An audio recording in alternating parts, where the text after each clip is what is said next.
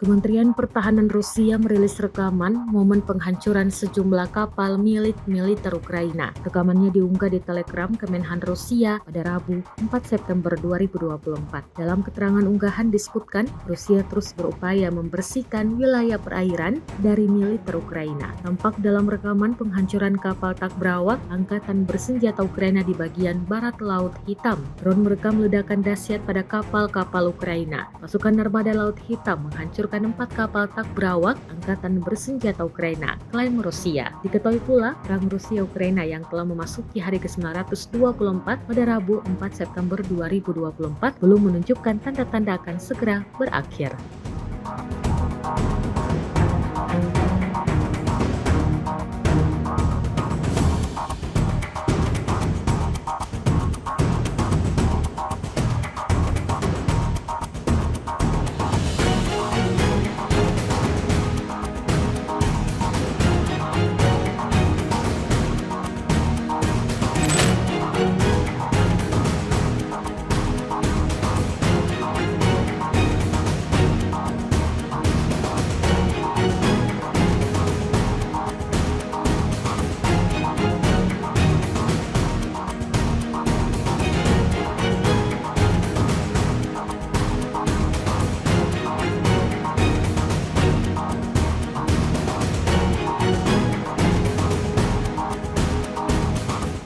Download Tribun X sekarang, menghadirkan lokal menjadi Indonesia.